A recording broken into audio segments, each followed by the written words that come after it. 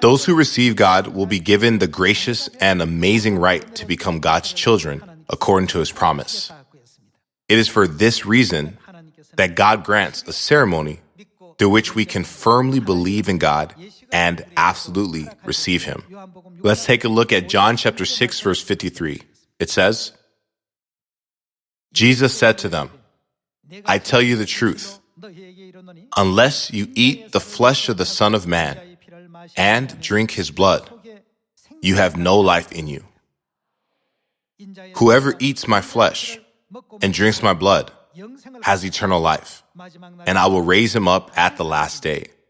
For my flesh is real food, and my blood is real drink. Whoever eats my flesh and drinks my blood remains in me, and I in him. What this means is that they have received God in them. You do not automatically receive God just by saying, I believe in God, so I must be a child of God. God taught us in great detail how to receive him. We must have Christ's flesh and blood in us.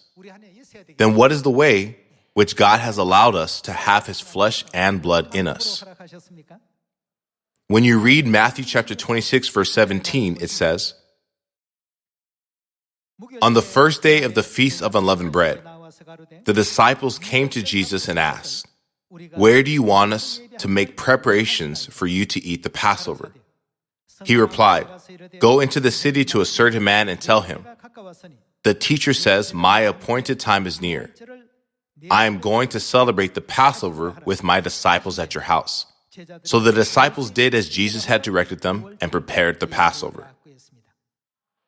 Why did Jesus direct his disciples to keep the Passover? Let's go to verse 26.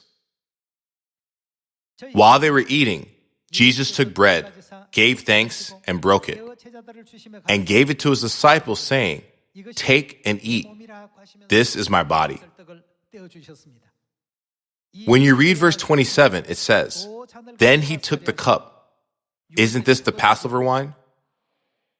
Gave thanks and offered it to them, saying, drink from it, all of you.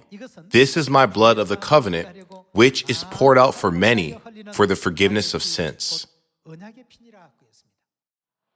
Jesus Christ granted his flesh and blood through the Passover bread and wine, and those who eat his flesh and drink his blood to have eternal life, according to John chapter 6, verse 54.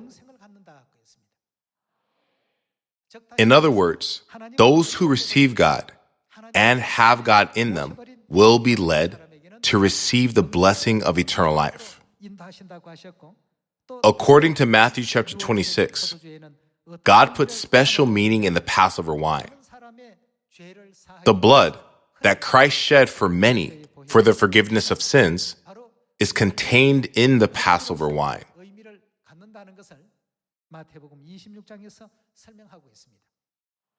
Therefore, those who claim to receive God or have God in them must be the people who dwell in the truth of the Passover. God put all the promises and blessings of receiving God in the Passover. Thus, merely attending a church does not guarantee that you have received God. In order to fully receive God, God established a regulation and process by which we can receive him. Without fulfilling this regulation, we cannot say, we have God in us. We have received God. By this, I would like to finish today's sermon. Thank you very much.